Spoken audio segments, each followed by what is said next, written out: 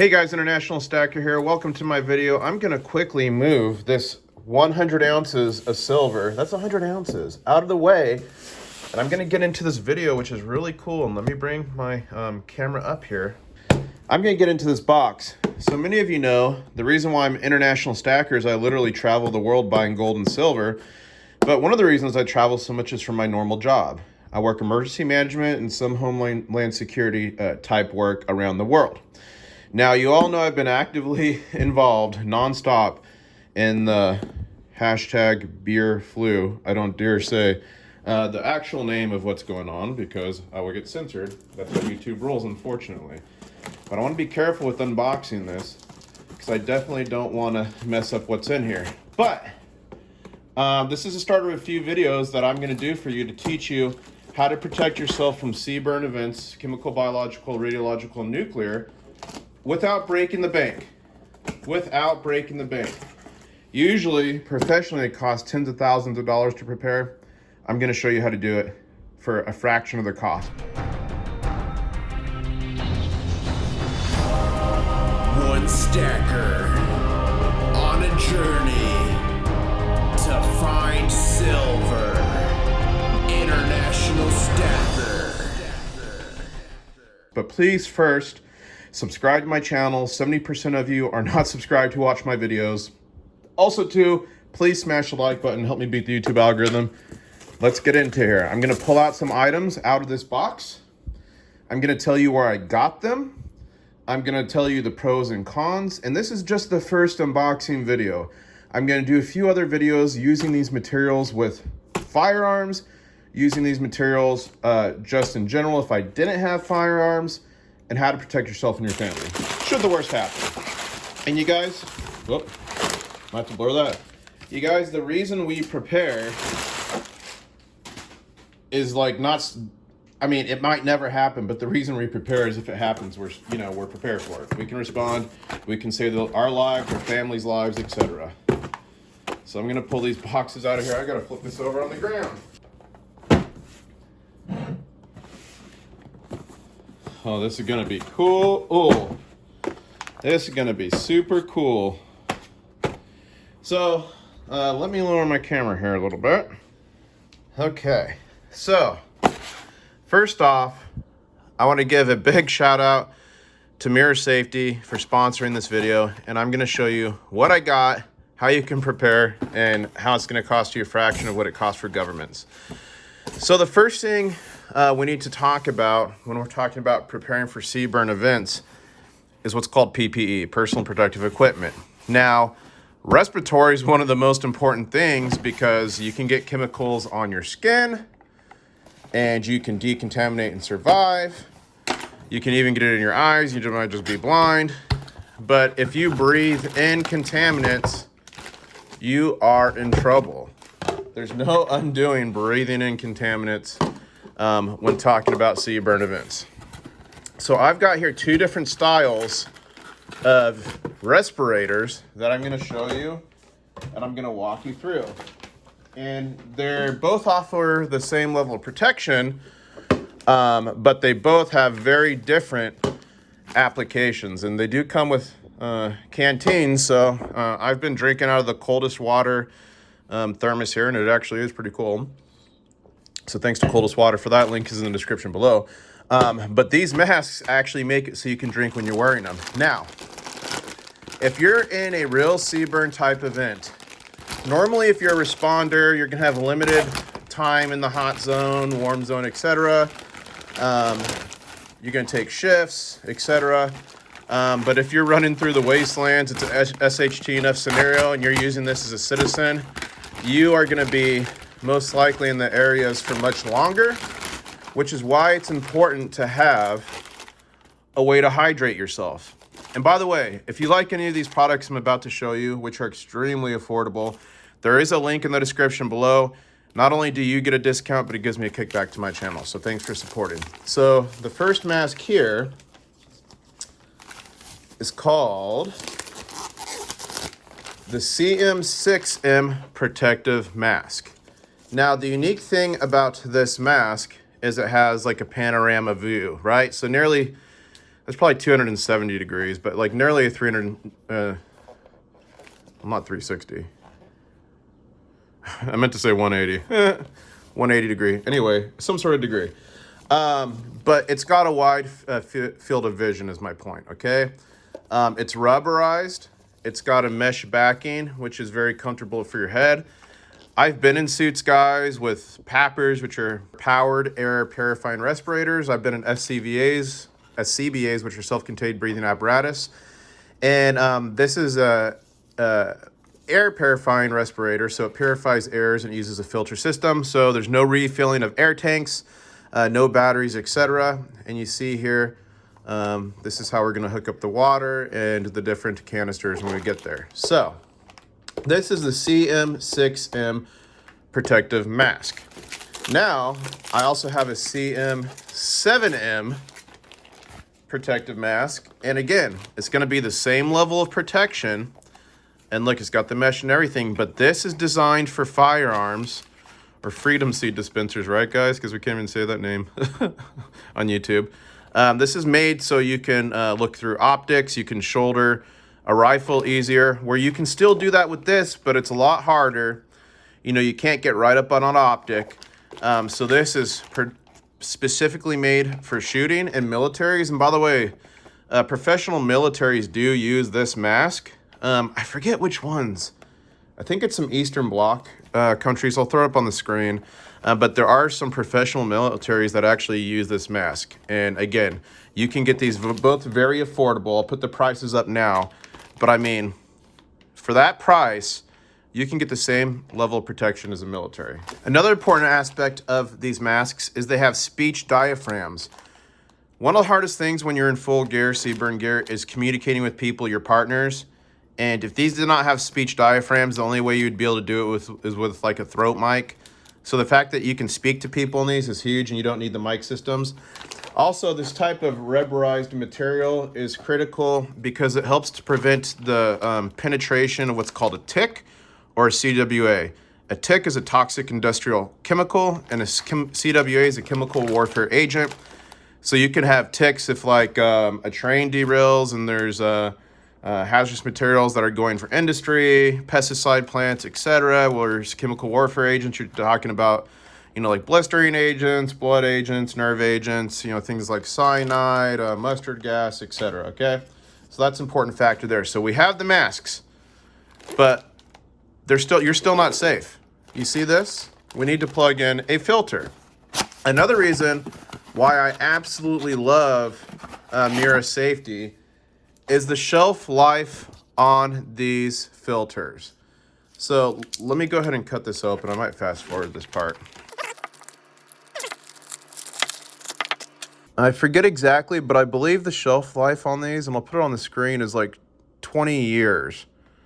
Expires 0 of 2040. So if you are not going to use this, you obviously want to leave it vacuum sealed in the plastic, and it literally lasts 20 years. Usually when you have stockpiles of this type of stuff for governments, the filters expire quicker. You've got to cycle the air tanks. Every 5 years, you got to hydrostatic test air tanks, etc. It's a pain. This puppy right here is good for 20 years. Listen, did you hear that? So we're going to go ahead and take it apart. Okay, now this filter is ready to go. Now you notice both masks, they have room for 2 filters, and if you're only running one, they've got it's sealed. So simply you would put this on, and again, I'm gonna make some videos in the future of how to wear these, how to survive, how to don and doff, which means how to take them on, put them on and take them off, but that's how it works. So that's what it looks like in this mask. Now, if you actually have 2 filters, it lasts longer and it's easier for you to breathe. So when you draw in a breath, it's not like hard, but you feel resistance when you only have 1 filter. So the more filters, if you have 2 filters in there, it's much easier. But again, you can only do 2 filters. And again, the reason I love Mira, prices are super cheap. These things last 20 years, and this is CBRN protection, okay? And really it's just CBR protection, right? Because chemicals, okay, biological. So if we had Ebola or the crazy Indian variant of the bear flu, the the coronavirus or whatever else you're dealing with. This is going to protect you from that. It's going to protect you from a lot of different chemicals. It will be rated for certain types of chemicals, and I'm sure, yeah, here we go. So this shows you what it's rated for to protect you against. These are just the safety standards it complies with. Let's see here. There we go. So these are the different types of gases it's been tested with. So there you go, chlorine, hydrogen sulfide, hydrogen cyanide, all the big ones, ammonia. So this is very important to know. And breakthrough time in minutes. This is how long it would take to break through if you're constantly in that atmosphere. So obviously what you want to do is get out of the atmosphere as quickly as possible, okay? But where was I going with this? Extremely affordable and long shelf life. Now the water system on these is really cool. The water system on this is really cool. So you see there it's got a thing. And what happens is this comes off, goes like this. You go like this. And then you plug it into the top like so. Your clog goes in, you can drink out of it. So that is, again, is if you're in these masks for a long period of time. Obviously, if you're not, it's better not to drink if you don't have to, because it's just an extra level of risk. But if you have to, there you go. You can drink right through that tube. And in here is where the seal's around your face. So it's got that inner seal. I'll show you this one too. Let me try to speak through the diaphragm without putting this thing on. Hold on. Hello. Hello, I'm International Stacker. Okay, but we're not done there. So there's your respiratory. But respiratory is just one piece of the puzzle. You need other types of protection and you need detection. So I got here a hazmat 1 suit, right? So I'll actually make a video taking this out, showing you guys how to don and doff it, showing you guys how to decontaminate after you've been in an atmosphere that contaminates the suit, and really the best part of it. So I'll save that for another video, taking that apart. So you got the 1 suit, you got the respiratory, but you need detection, which Mira Safety also sells. Oh, and why does this not protect you from nuclear? I was going to get to that earlier. So chemical, biological, and then radiological. So radiological is the radioactive isotopes and materials that are left over from either a nuclear detonation or a thing like an RDD, which is a dirty bomb, a radiological dispersal device, etc. Whereas nuclear only happens at a nuclear detonation. So this mask is not going to protect you if you're on site of a nuclear detonation, okay? The only thing that protects you from a nuclear detonation is TDS, time, distance, and shielding. Now, if you're able to escape and shelter and far enough away from a nuclear blast to where you're not taken out, you need a way to detect and see if the atmosphere is safe. So I doubt this has a... Okay, it's ready to go. And let's open this real quick because I've never used this particular detector. Most of the detectors I've used in my career cost tens of thousands of dollars. So let's see how this one works. So we're going to turn on the device. Okay, it's on. And this is a radiological detector. So you could use this post-nuclear detonation. You could use this post-RDD, radiological dispersal device. You could use this going into any kind of atmosphere. And guess what? Police have things called PRDs, personal radiological detection devices. And basically they'll have them in airports. Some have them on patrol. So they can tell if someone's moving through with different types of materials. Bet you guys didn't know that. So this gives all the instructions of this machine. And here, this is the important part. With any kind of dosimeter or detector, you want to make sure that it's been signed off and it's been checked and calibrated, which is what that means there. So I'm going to try to, I'm going to do a video with this, but I'm going to try to find some radiological material so it can detect it. And I have an idea. 1 second here. All right, so it's at like 0.8, 0.9 right now. I'm gonna try to find a better analog for you guys in the future, but let me show you a quick way to check this out. Listen.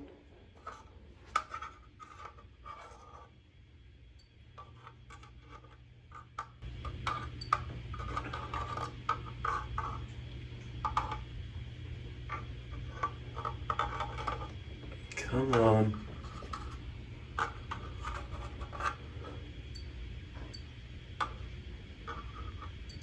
Come on. So anyways, not a huge reading, but we got a way higher reading up there. Why? Because there's radiological materials inside of smoke detectors.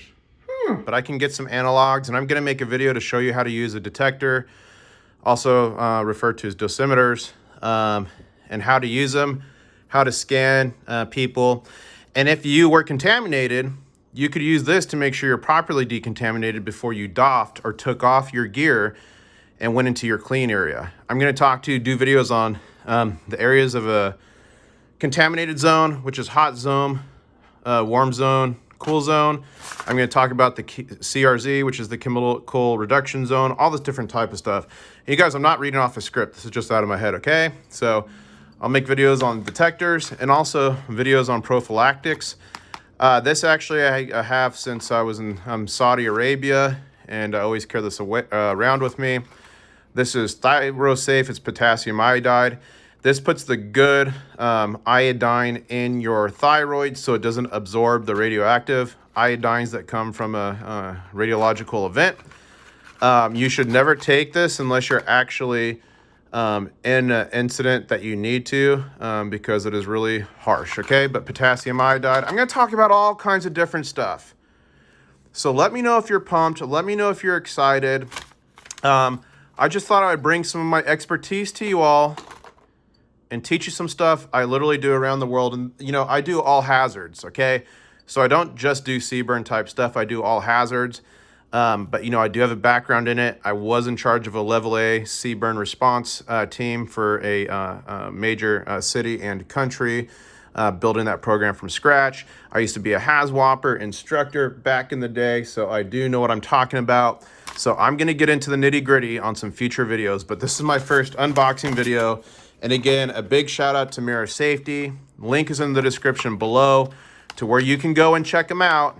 But maybe don't buy anything yet till you see my next videos, because I'm gonna show you the pros and cons in each of these and help you make that decision. So if you wanna run and gun, which mask is really gonna work better for you? And I'll have a lot more information.